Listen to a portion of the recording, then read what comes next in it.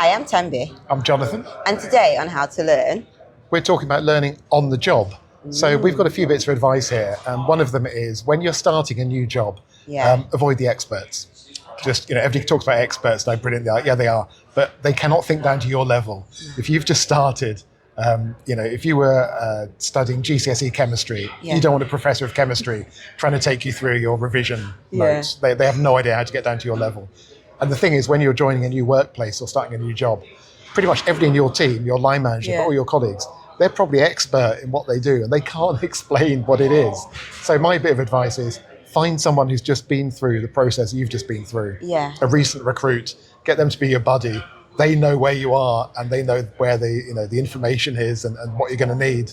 Does that make sense? No, that does absolutely make sense, because I feel like sometimes when you go to the expert, they've probably forgotten about the detail of I've forgotten what it's like to be a new starter, so I'm probably not going to provide you with the relevant information. But yeah, that idea of finding the buddy is really relevant. And it's shocking how quickly you move from being a novice to being, newish to being an absolute expert who can't explain to anybody else what the job involves. Exactly. But I also think, whilst you've got the new starter, on the job learning as an existing member of staff, how do you continuously learn? And something that I find really useful is being curious. I'm not going to say nosy, but being curious, do some volunteering within the organisation. And I'm talking about putting your hand up to get involved in a project or a programme. Putting yourself forward. Exactly. So if I wanted to develop project management skills, whilst I can get a qualification for that, actually, why not work closely with a project manager or project management team so I can get some actual real-time learning on how to manage a project that I wouldn't get in a classroom. And I guess you're talking about really substantial developmental bits of work here. You're not saying organise, do the coffee rota, organise birthday cards, do the washing up and all that kind of stuff. You want to get involved in an established programme of projects and put yourself forward.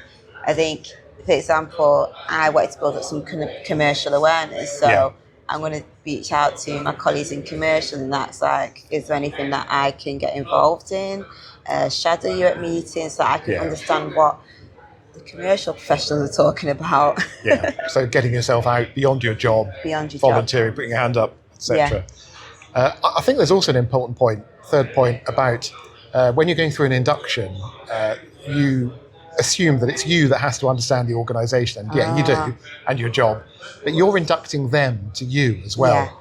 Because I think maybe at the back of our minds we feel, well, they've recruited me, they must all have read my CV, they've all read my application, they've all mysteriously seen a video of my interview, they know all about me, they know all the skills I've got. No, I mean, nobody, they might care, but they don't know. So you have to assume they're starting from a blank sheet, and you have to induct them to you, and actually, just be a bit explicit about what you can do and show them, and also what you want and your aspirations, because they haven't got a clue. With the best will in the world, they don't know. And also, don't be shy. Just put 15 minutes in someone's diary. Jot them a note. Say, do you mind if I get 15 minutes to just introduce myself and also just find out a bit more about what you're doing? So, and what I found personally, I find people love that. It's a really good opportunity to network. In our next episode, introverts, how not to be shy. That one's going to be 45 minutes long. Oh gosh. You also had a point about working out the skills you need and how to find out what skills you should be building, which won't always be obvious from a badly written job description. I think that's that would be a different thing that you'd pick up gradually over time. I think when you are learning on the job, having a look at your job description, but then also having a look at the business plan as well. So knowing what the future forecast is going to be like. What is the future of the organisation? Does my skill set match that?